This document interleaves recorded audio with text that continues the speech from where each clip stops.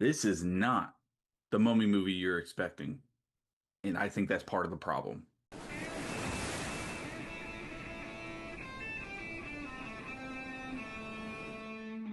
Lee Cronin's The Mummy has released in theaters, and I was very excited to go and see this movie. Lee Cronin's style, for those who don't know, he directed Evil Dead Rises. He's done a couple other movies, and he's got a very stylistic way with horror movies. And from the trailer, it looked like we were diving straight horror vibes for this movie, and I was excited for that because we had not gotten a Mummy movie that was basically just straight horror. As much as the films from like the 90s and the early 2000s are loved, wanting something that was dark, and that's what I was hoping to get with this film. What we ended up getting was generic copy and paste. You've seen it 100, you've seen it 1,000 times before in a horror movie. Let's start off with the plot. Our plot is the girl, the one that's behind me. Her father is a reporter. They are over in Egypt living, and there is this lady who runs some type of cult where she has a mummy in her basement.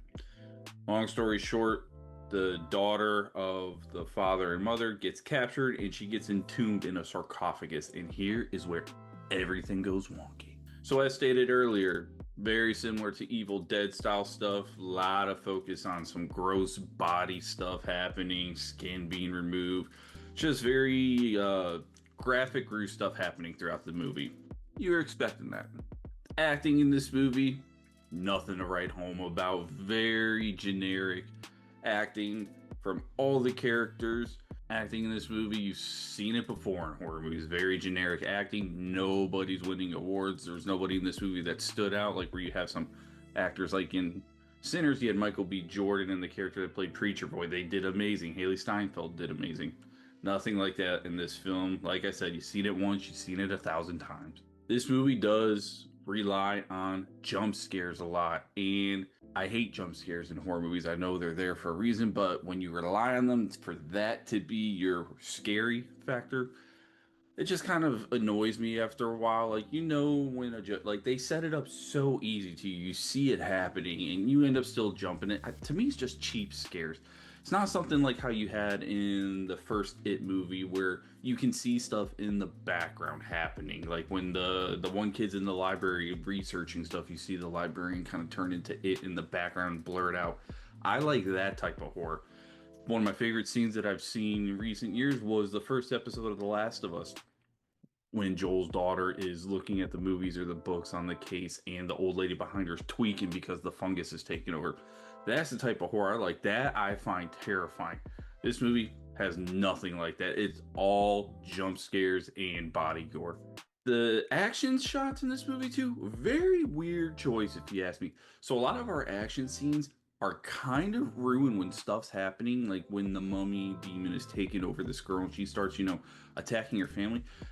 He makes this weird choice to go ahead and do like really quick zoom ups, very close zoom ups when something happens, like an impact shot, like somebody headbutts somebody or somebody goes to hit somebody with something.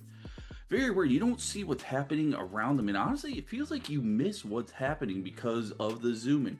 They do that the entirety of the film, and I don't understand it. It actually kind of took me out of those scenes because I was like, it's right up in your face, and you don't really see what's going around in the surrounding areas.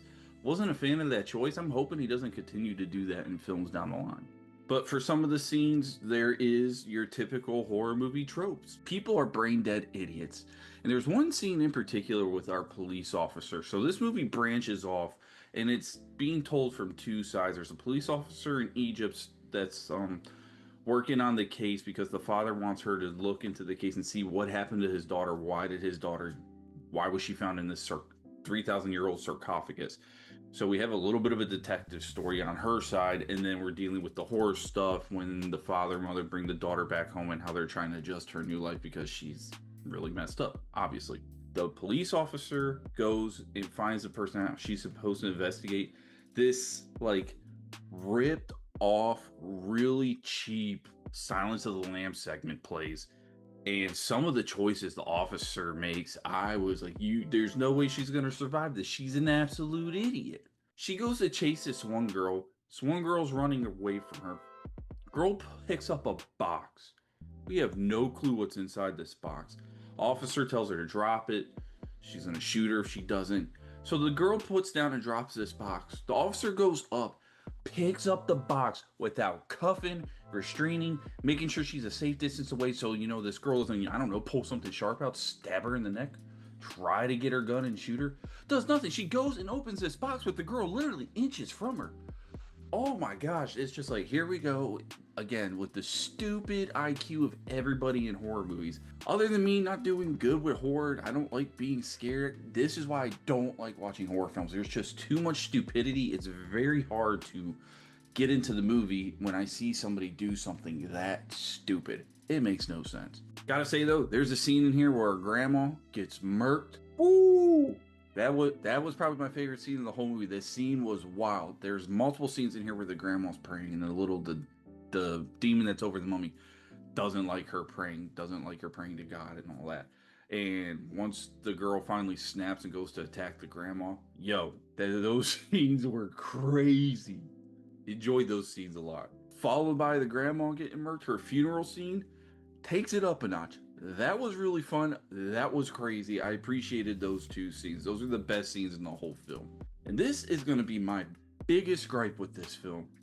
This movie is literally just copy and paste from previous horror movies we have seen before. I can understand nods to certain things. You want to give credit where credit is due. You want to respect something that came down in the past. But man, Lee Cronin, whew, my gosh. I said this in a short recap out of my out of theater reaction. This movie is like that meme where you tell your buddy, hey, I will give you the answers to this test or the answers to this homework. Just make sure you change it up a little bit so it doesn't look like you copied word for word from my paper. Yeah, this is bad. This is for all my video game people out there. You like gaming? Movie is basically what the Madden franchise is. Copy and paste it. All it is just a little reskin. People are in New Jersey. And that's all this is. This movie borrows heavily from The Evil Dead. Can understand he's directed a film like that previously. Borrows very heavily from The Exorcist. There is a lot of spitting, a lot of vomiting in this movie, and it's like I'm literally just watching The Exorcist with toilet paper wrapped around him. That's all it is. It's very, very annoying, and I felt like that. And I will say this, even the freaking movie poster, which you can see, well, right behind me, that's a complete ripoff from A Haunting in Connecticut's movie poster. It's like the same. It's almost the same exact text, almost same font, same thing. Everything about this movie just feels copy and pasted. There's no originality whatsoever. That is my biggest gripe with this film. The trailer was better than the full-length film. The trailer did a great job of hooking me, wanting me to go see this. What I got was not what I was expecting. Going back to ripped off scenes, there's this scene in here where somebody is banging their head against the bedpost, and it feels like that scene was just taken from Longlegs when Nicolas Cage decides to bang his head against the table because he's going crazy. Almost copy for copy. It's just we switched locations a little bit. The color grading in the room is different because one was in an interrogation room, it was a little bit brighter. This one's in a darker bedroom. And we switched out a table for a bedpost. So yeah, if you couldn't already tell, I'm pretty disappointed in this film. Was expecting to have a complete just horror experience finally with The Mummy because we really haven't gotten that before. It's not what it turned out to be. Like I said, it's just a reskin.